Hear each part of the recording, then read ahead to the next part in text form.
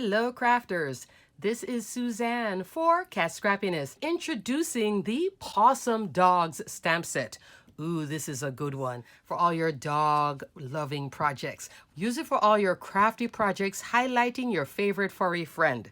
Pawsome Dogs. This includes 4 dogs in different positions. We have the nice sleeping one, and this is all on high quality photopolymer stamps. The biggest dog here, see my little doggy? Oh, that's so cute.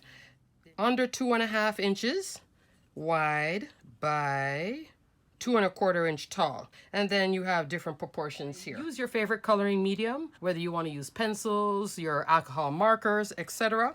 Does come with some great accessories too. We have a bowl, we have dog food, we have their ball to play with, the paw, and a bone.